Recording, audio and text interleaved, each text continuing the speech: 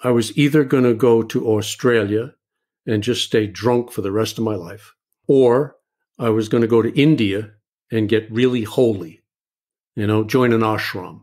Those are my choices. And I heard a voice in my head that spoke to me, and it said, Bill, you are 27. If those are your choices, there's something wrong with you.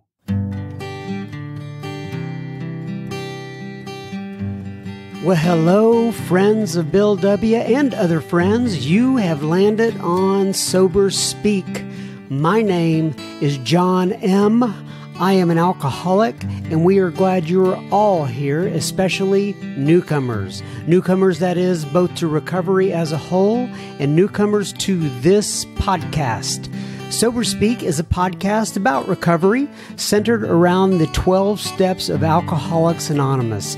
My job here on Sober Speak is simple. My job is to provide a platform to the amazing stories of recovery all around us. Consider Sober Speak, if you will, your meeting between meetings.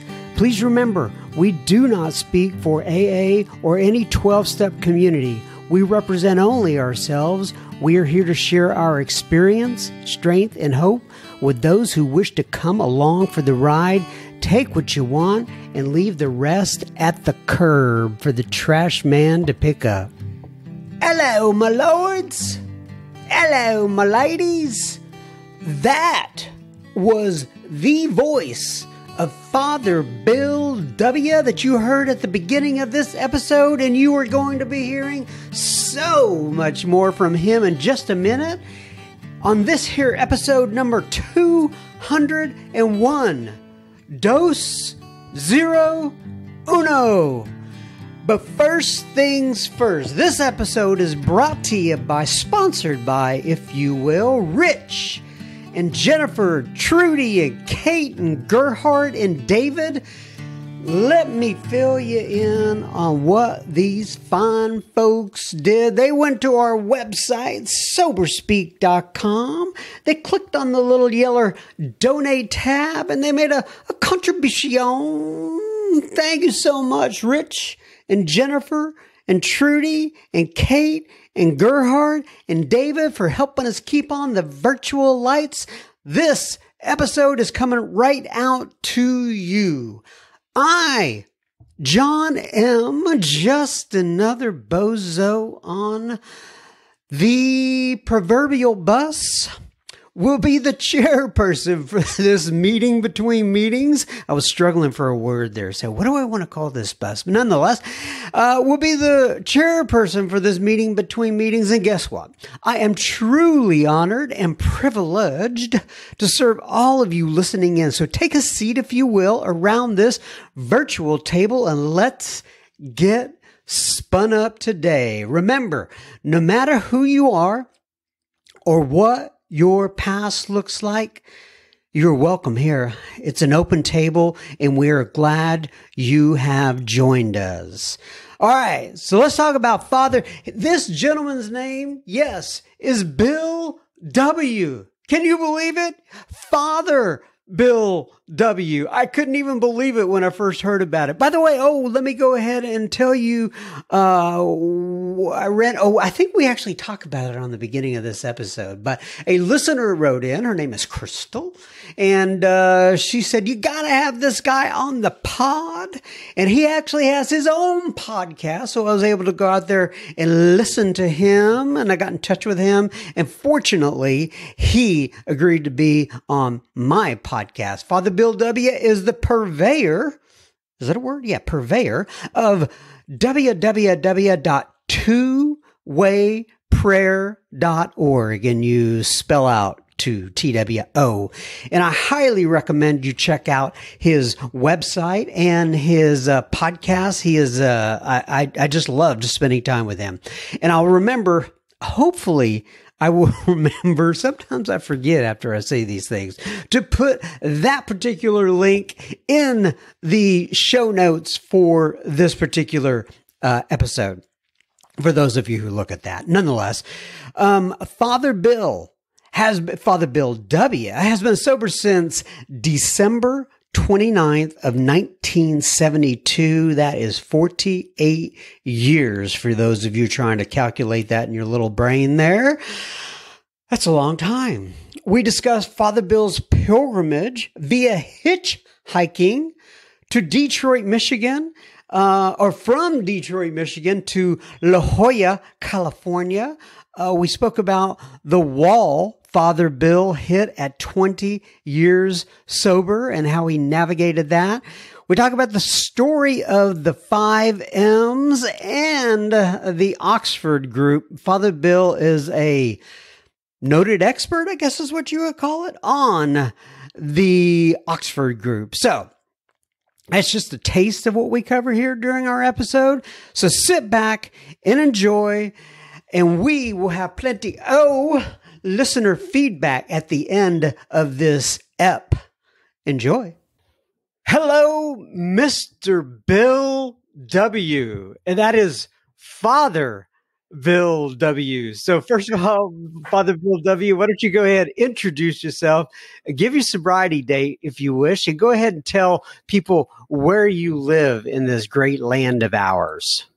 Well, my sobriety date, John, is 12/27 of 72, and I am in Buda, Texas, just south of Austin. Buda, yes, Buda. I just drove through Buda recently on a trip, a little vacation that we were having there. Right. Cool. It's a nice little town. We've just been here about 2 years, moved from Round Rock, north of Austin. So it's which side of the traffic do you want to be on here? And so you say we, is that you and your bride? Yes. Yeah. Yeah. And we have a daughter down here in the South Austin, and she wasn't coming to visit us that much because of the traffic. So it was move or say goodbye to the grandkids. I completely get it. And how long have y'all been married? Let's see, about 47 years. Wow. That is great. And so help me with the math. You've been sober since 1972. How many years is that? So 48. 48 years. Uh-huh. Wow. Do you run across many people with 48 years? Well, I run across them with 50 and I'm jealous, so it's, some defects have not been removed, John. That's right. Oh, wow. That's great. So, okay. So, well, first, let me talk about your name right off the bat. You are Father Bill W. So when you introduce yourself at meetings, do you put the father in front of it? Do you just say Bill? Do you say Bill W? When I'm at meetings, it's just Bill. If I'm speaking on it depends on how they've announced it. I go either way. Gotcha. So, yeah. But it has been, I'm sure, an interesting ride. A lot of questions along the way about being Bill W. in Alcoholics Anonymous. I didn't have a chance. I'm from New York. I mean, there are a number of similarities there. So, it's God's sense of humor, I suppose. Well, let me tell people how we came about each other. We came across each other, I should say. I had a listener of mine write in to the podcast. Her name is Crystal.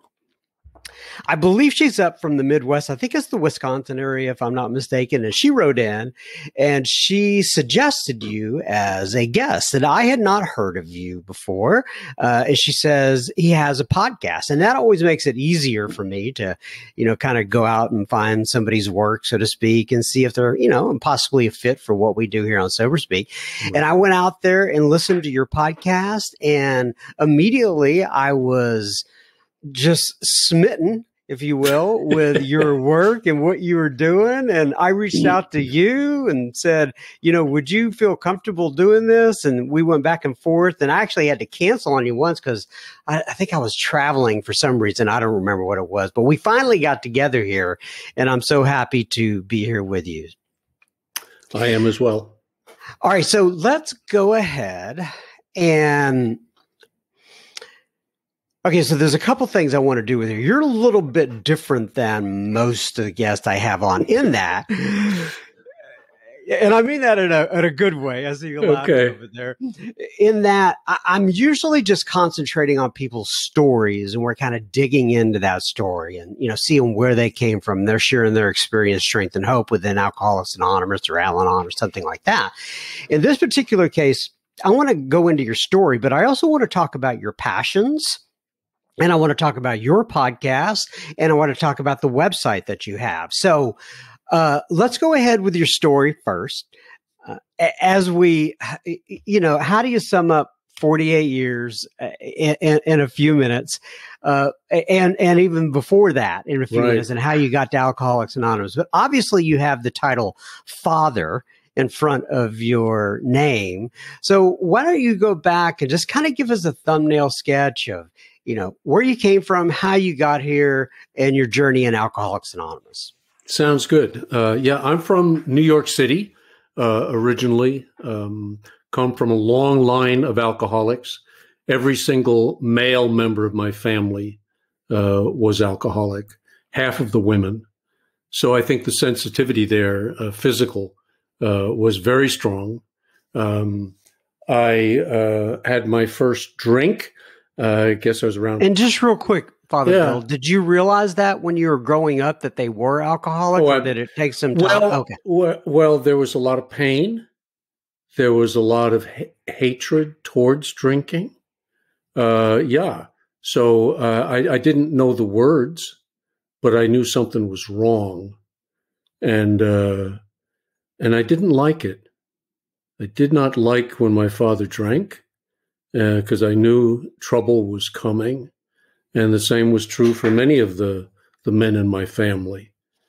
So I was leery of it, but I thought I could outsmart it. Wasn't going to affect me that way. Mm-hmm. But it did. It grabbed a hold of me pretty quickly, actually. I think.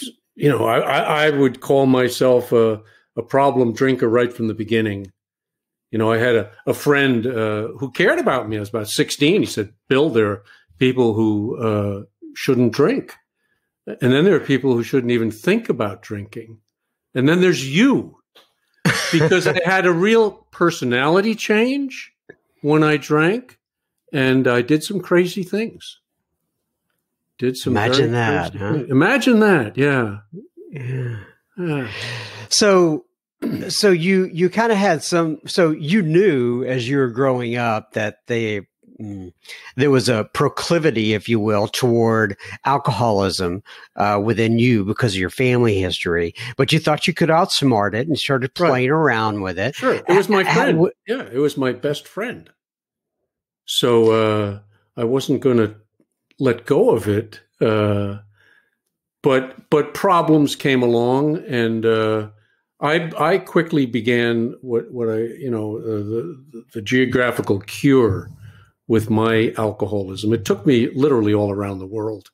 So I would go places, and I would do the job as it had never been done before.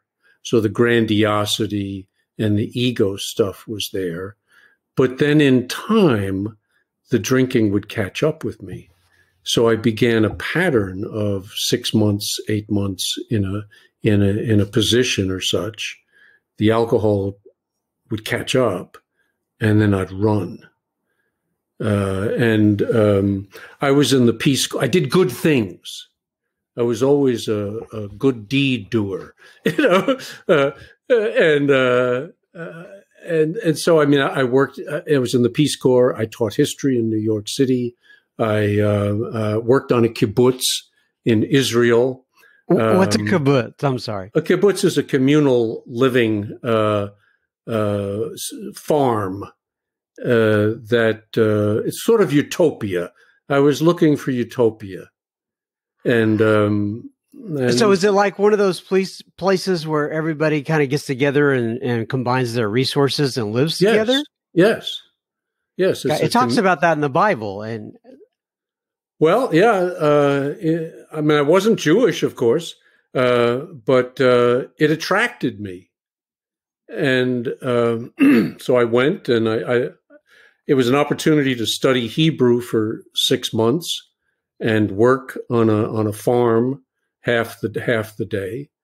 And but I drank there. I found. But before we leave that, though, I just want your experience looking back on a kibbutz many years later. Now, was it a positive one? Was it neutral, sure. Negative? I don't regret any of the trips I took. Gotcha. No, it was wonderful. Would you recommend a kibbutz to somebody who's seeking that sort of lifestyle? No, I probably wouldn't. I went back and visited the kibbutz. I was back in Israel with a friend, went over there, I guess it's about 7 years ago now. And I made it a point to go and travel to the kibbutz. It didn't fare very well. It was right on the Lebanese border. We were getting bombed quite often. It was dangerous back in those days. This was, the war was in 1967. It was soon after that. It was risky.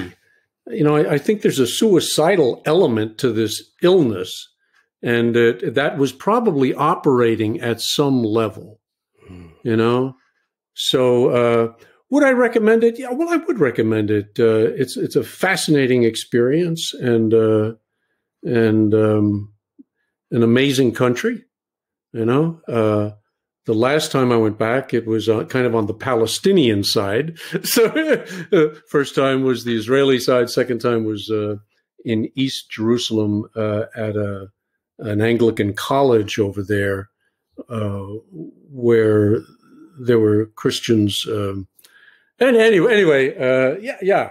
Well, very cool. I love travel.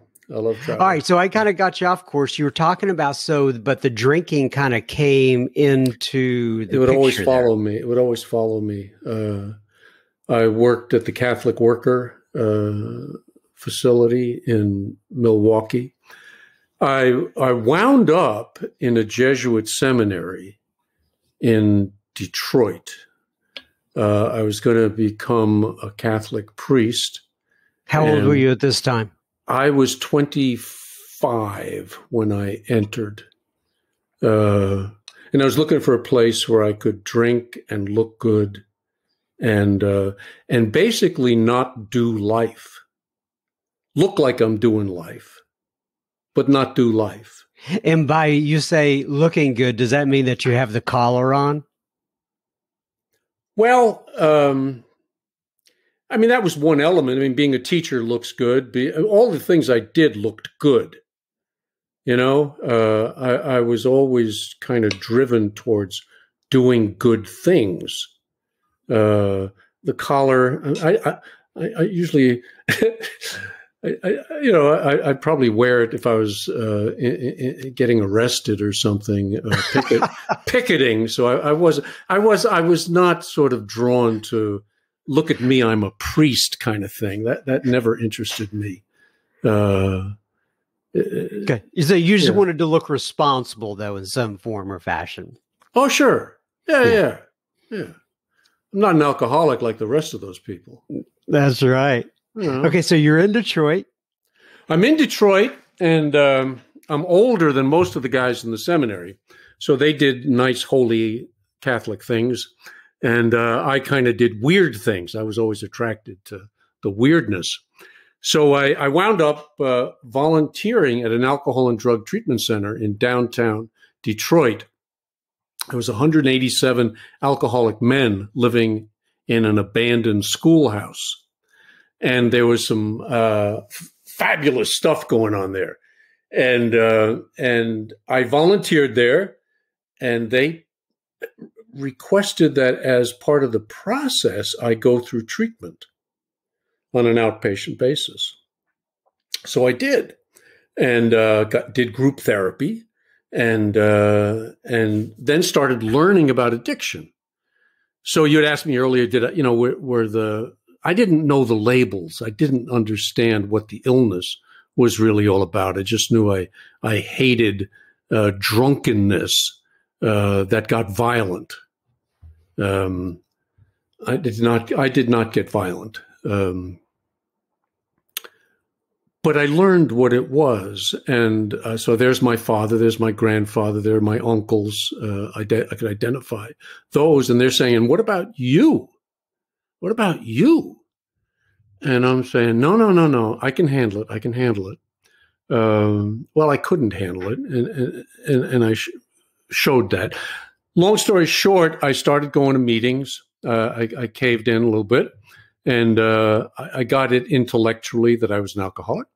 And went from. Do you remember your first meeting and what it was like? It was kind of terrifying. Down in the basement, I felt like I was going to a meeting of the Communist Party. It's like, we will meet at such and such a restaurant and change cars, and we'll take you there. And okay, do I wear a trench coat or what? What's the signal? Yeah, we're always in the basements, aren't we? Always in the basements, right? Especially in Detroit, they're big on basements. So did that, and then I went out. The psychological part really started to interest me. So I went out one summer, and I studied under Carl Rogers, pretty famous psychologist in California. And I hitchhiked. I made a pilgrimage of the event. So I hitchhiked from Detroit out to La Jolla in California. Wow, that's a long trek. Yeah, and took no money with me. No money, not a penny. But I had a letter from my superior saying Bill is a Jesuit novice, and if you could help him, that'd be great. And I would stay at monasteries along the way. And then, unfortunately, a guy picks me up in Arizona, and he's got a 6-pack of beer, and he says, "Do you want a drink?" And just like Wilson on Staten Island, I said, "Well, sure, I'll have a drink." And it was like AA had never happened. And so I drank for another year and a half or so, but now I was drinking underground. So I didn't want people knowing, because I'd already admitted that I had a problem. So now I'm sneaking it. Wound up in Cleveland at Case Western Reserve University. I'm supposed to be helping the chaplain down there, and I am stealing gallons and gallons of wine and bringing them back to my room and getting very drunk and in trouble. And the stuff was really about to hit the fan again. It had caught up with me. And that was my bottom. I was going to run. I was going to leave the Jesuits, and I was either going to go to Australia and just stay drunk for the rest of my life, or I was going to go to India and get really holy, join an ashram. Those are my choices. And I heard a voice in my head that spoke to me, and it said, "Bill, you are 27. If those are your choices, there's something wrong with you." And that was my bottom. That was devastating. I didn't understand it at the time, but it was the crack of my ego. It came apart. And if I went to India, I was screwed. And if I went to Australia, I was screwed, because there was something wrong with me, and I needed to get that fixed. I didn't know what it was. I went back to a therapist that I had worked with at that treatment center, and we had a conversation, and he said, "Bill, you're 27.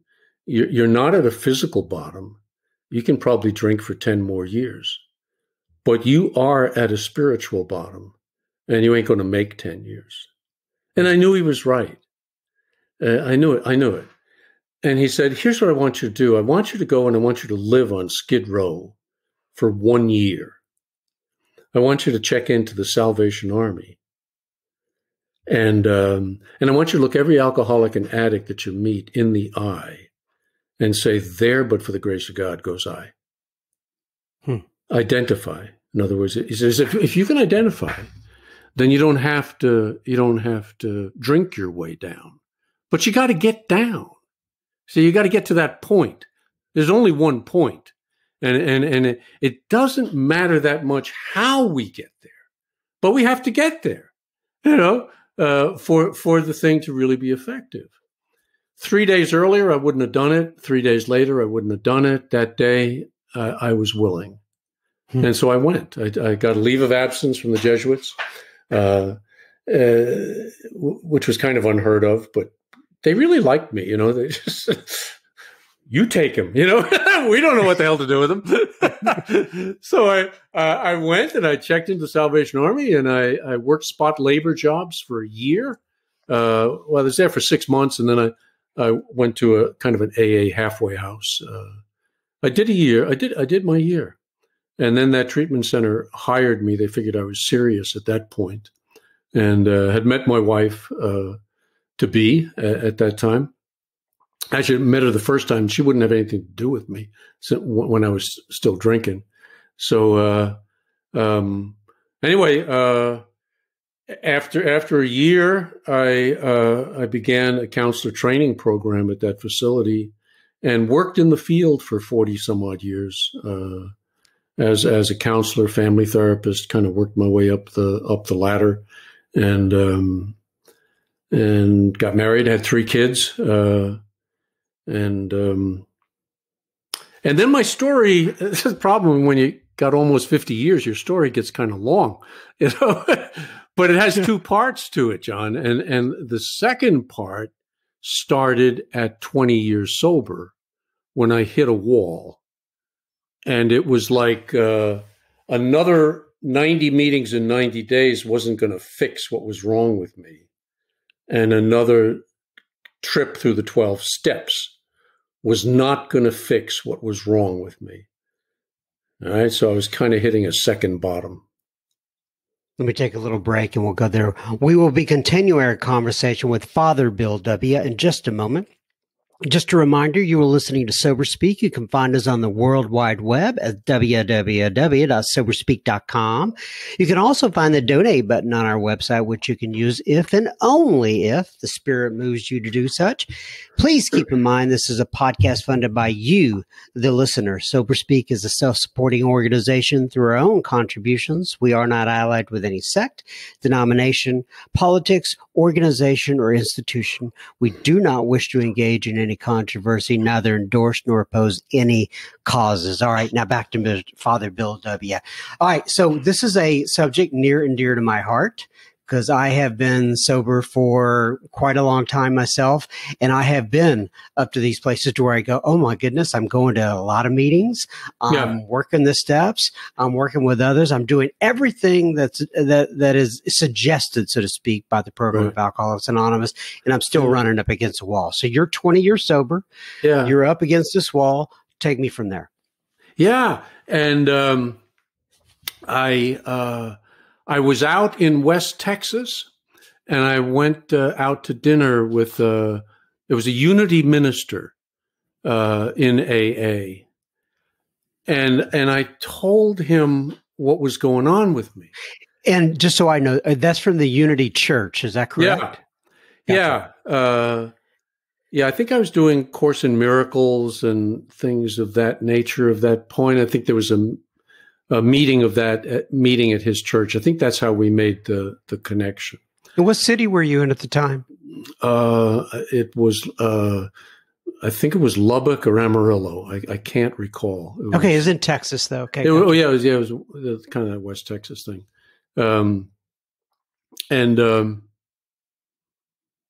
he asked me if I'd heard the story of the 5 M's, which was the story of spiritual institutions. And that story changed my life because once I heard it, I recognized that I was looking in AA for an institution, an organization to bring about a change that it could only point me towards, but could not provide. So the story very quickly is there's a man. The man could be Jesus, Buda, Bill Wilson. The man has a spiritual experience. And as a result of that, he has an encounter with God. And he comes back with the second M, which is the message. And the core of the message is who you are. And who you are ain't who you thought you were. Right. It never is. You're connected to God. It's Jesus in the Jordan. This is my son. This is the beloved. It's Paul on the road to Damascus. It's Buda sitting under the Bodhi tree. It's Moses on the mountaintop. It's an encounter. Comes back with the message. And then it becomes a program of attraction, a movement, the third M. So the man, the message, the movement, and the movement of the early people who are attracted to that message because they're looking for the same thing themselves. And it's an exciting time. But then the fourth M is when you organize and you bring in the attorneys and the secretaries, and we write down the rules and the regulations, who's in, who's out, who's in charge and who's not. And that's the machine, the mechanization. I tell the joke, in the church, it's I get to wear the pointy hat and be the bishop, and I carry a big stick and I knock you on the head if you step out of line. In AA, it's the central office, and you now should be reading literature that we approve, God, don't venture beyond that, for God's sakes, if it doesn't have the stamp on it, run like hell, and it's all about control. It's all about control. And it becomes about the mechanical delivery of the transformational process. And it doesn't work. It doesn't work, you see. I mean, I tell the joke, 200 years from now, we're at an AA conference, and mechanically someone will hold up the sacred coffee pot that Dr. Bob and Bill Wilson drank from, and we'll all kneel down at the coffee pot, and we'll have the ashes of the first 100, they're cigarette ashes, and you'll make the sign of the cross on your forehead, and that'll get you sober, it'll become magic, magic, instead of mystery. And then there's the fifth M is the mausoleum, because it's dead. So I ask people, have you been to a dead AA meeting? Have you been in a dead church? And every time I ask it, they say, yes, yes, yes. So that story, it did more than intrigue me. I mean, it helped me understand spiritual institutions that I had been a part of. Then I was looking for something for them to give me, which they really couldn't give me. You understand? That, they didn't have it. You have to have it inside of you, and you have to bring it there. It's very difficult to get it from them without undergoing the transformation yourself, undergoing the 5M journey yourself. So it was right after that I met a man in Oklahoma City who was an AA archivist, and I kind of told him my story, looking for something deeper, and he was really interested in the Oxford group and the history of AA. And I spent 3 hours with him one night, and that really changed my life. That story, and then meeting Earl Husband was his name. I heard the steps in a different language. I heard what they were doing in the Oxford group, what Bill Wilson was doing, what Dr. Bob was doing, what the first 100 people were doing before there were any steps. The big book says, these are the steps we took. That's not true. There were no steps. Bill Wilson just wrote those things down, Right. They did not have steps, but they did have a transformational process. And I heard it differently, John. And that was the thing that really began to open me up, and excite me again. I was excited. I was first in AA. I was excited. but I lost it. And what I found the second time was the focus on prayer and meditation rather than the focus on meetings. And the emphasis of guidance versus, well, do what your sponsor tells you to do. It was a whole different take on a very similar process. And I left there with a stack of Oxford Group books that Earl gave to me. I started studying them. I quickly came upon this thing called two-way prayer that they were doing, that we called the 11th step, but we hid it. It was in there, but vague and disguised, And Wilson said he thought AA lost something when they moved away from that. And Dr. Bob continued practicing it. So I think I came across the original program and then started working it with a real focus on prayer and meditation. That was different. Father Bill W., this is absolutely fascinating to me. Now, here's what I run across with folks like you on a consistent basis that have really good, detailed information, and I want to talk about it a little bit more, is that I'm concerned that we're going to run out of time. So will you do me a favor? So I want to come back at some other point and talk about the two-way prayer, the Oxford Group, this transformation that you had during the 20+ year sobriety that you had at the time. And I want to flesh that out a little bit more. Would you be good coming back with me and sharing about that at some other point? Oh, absolutely. Absolutely. Yeah. Okay. So Father Bill, what I usually do is I go ahead and read from page 164 of the big book to kind of close us out. We'll go ahead and close it out now. We'll schedule some time to get back together, and we'll come back and we'll talk about this a little bit more. On page 164, it says, abandon yourself to God as you understand God. Excuse me. Admit your faults to Him and to your fellows. Clear away the wreckage of your past.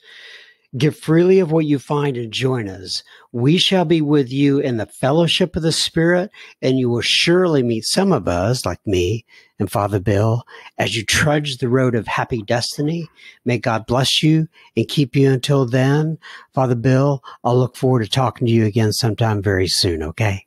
Sounds great, John. Thank you. Bye-bye. Father Bill W., thank you one more time for your insight and your wisdom, and we will look forward to having you back on a second episode next week, everybody. So set your clocks. I guess that's what you do. Maybe you set notifications or something like that for when the new episodes come out. You probably don't set your clocks, but it sounded good. I think that's what they used to say on TV or something like that. Nonetheless, on to a little bit of a listener feedback. Tony D writes in, and when I think of Tony D, I think of a couple things. Number one, we've had a Tony D who is a friend of mine on the podcast before, but I also think about Tony D for those of you who are Dallas Cowboy fans. But even if you aren't a Dallas Cowboy fan, you would probably remember Tony Dorsett. But I digress. This is neither one of those guys. Tony D writes and he says, hi, John.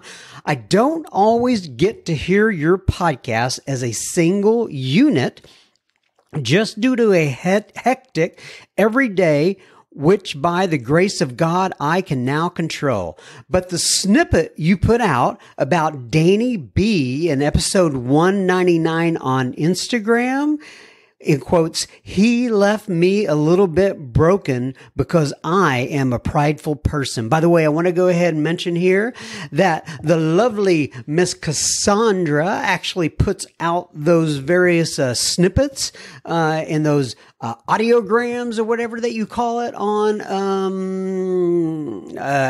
Instagram. I can't even remember the name of the app. But I want to say thank you, Cassandra, for putting those out there.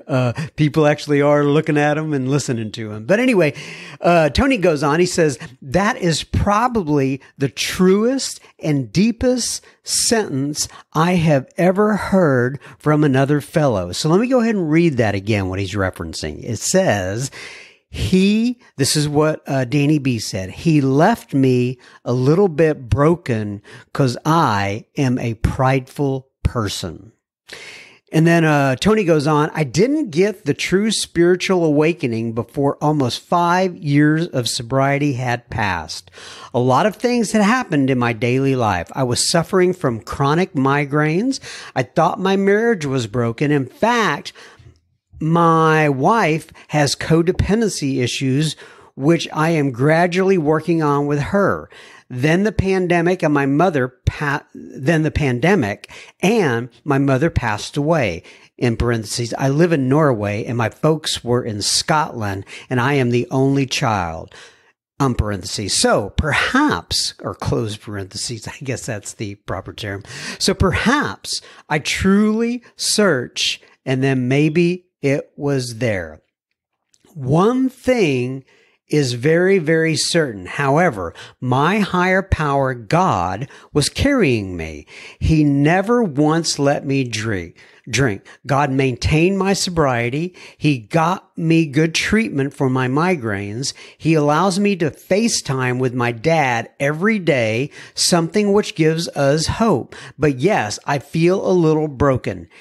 Keeping it in the I don't know if it's relevant for all fellows, but I sure see it in me. But I have more serenity in my life than I ever have. Thanks for what you do. Best regards /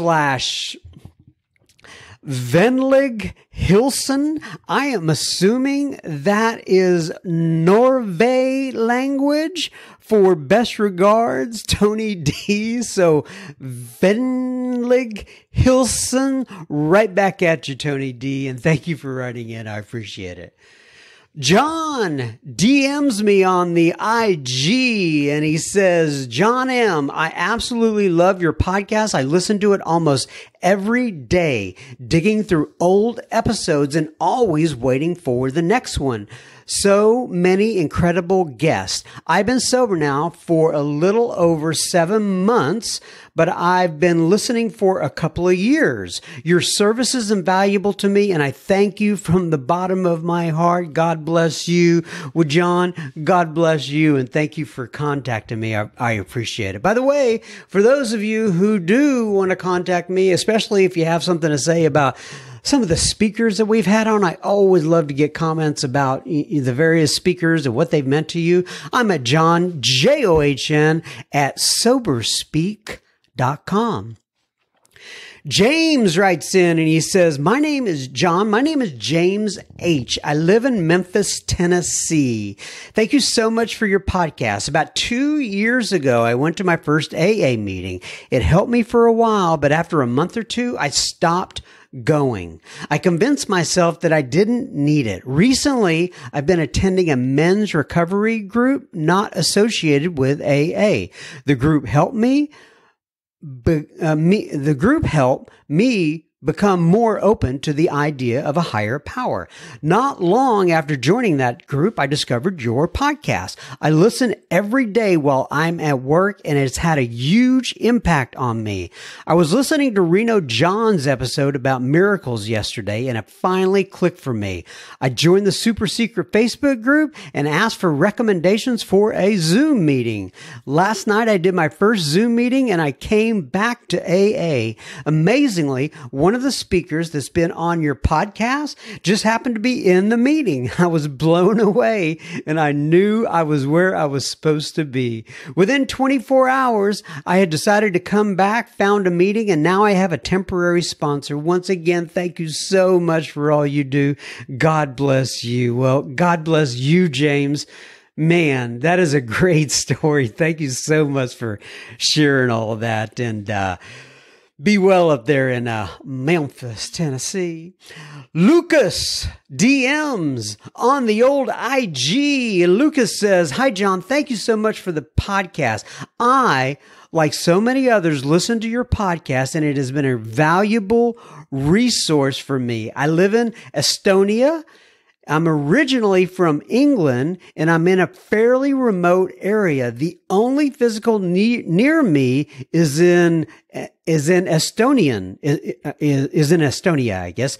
Great guys, but communication is limited." Oh, Lucas, my goodness, that is, I can't even, so many of us are so lucky to live so near so many meetings, and God bless you, Lucas. My heart goes out to you, and I think it's great that you keep on keeping on. And then he says, "Between Zoom meetings, your podcast, my sponsor, and my higher power and I have managed 4 months now. Thanks again."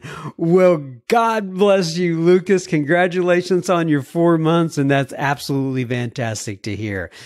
Give our best to all your fellow Estonians who would be interested in hearing our best, my best, whatever the case may be. Paul S. writes in, he says, "John, I've been sober since June of 1989. I stopped going to meetings after 3 years because I could not find a sponsor. Is it common for people to have issues like this? To me, meetings may have been open, but not very friendly." So I read this. I wrote back to Paul, and I said, "Hey, maybe you can join the Facebook group, the secret Facebook group, ask some questions like that in there." And I just said, this has not been my experience, but I recognize that everyone has a different experience in AA, and I respect your experience, right? And I hope, though, that you somehow, some way, find a better experience within the rooms of AA at some point. Larry writes in, he says, "Hey, John M., I am a newcomer in AA on day 2. Day 2. Oh, Larry, gotta love you, my friend." He says, "I am currently living in Mexico since I was hired overseas. I found SoberSpeak because I'm attending 2 24/7 meetings, and one is called aahomegroup.org. If anybody wants to find that, they can. And the other is a 24/7 AA international meeting." Anyway, he says, I am both with them in Facebook. I guess the name of SoberSpeak was mentioned in one of them by one of the members, and I felt interested about finding your podcast." Well, I'm glad those members mentioned us, Mr. Larry. He says, "I desperately needed some help. All sources from the fellowship are never enough. I already have a sponsor who is helping me work through the recovery program of AA. I am currently reading the doctor's opinion. I would really like to know how this group works. Thanks." Thanks, John M., he said. And that was Larry. So when he says, "I want to know how this group works," what he meant was the secret Facebook group. By the way, just in case you're new to this podcast, you go to the application of the Facebook and you search SoberSpeak secret Facebook group. And it should pop up, and you can ask to be admitted in there. And I just told him just to kind of spend some time in there, kind of digging around. You'll see there's a bunch of like-minded people just like you. Some people ask questions. Some just lurk a little. Some like to post things. I'm not much of a poster myself, to tell you the truth. I lurk every once in a while, pretty much what I do. But anyway, Larry, thanks for writing in. Kate writes in. It's Kate B., by the way, and she says, "John, I'm a little over 90 days. Your podcast is the, quote, I want to have what they have unquote, I want to have what they have, unquote, inspiration that I need to get through my day. I work from home. I stop and I start your podcast throughout my day, emptying the dishwasher, putting on my makeup, etc. It's perfect. I listen to it when I put on my makeup too, Miss Kate. Just kidding. Nonetheless, thank you so much, Kate, for writing in, and I'm glad that we can be the I want to have what they have inspiration for you. And it's the same for me, Kate. A lot of these people I bring on and I think I want to have what they have. I completely get it. We, ladies and gents, have made it through uno mas semana, one more week of the Sober Speak. As always, I'm taking this 1 week at a time. Keep coming back. It works if you work it. God bless all of you. Love you. Hope to see you soon. Bye-bye. Take what you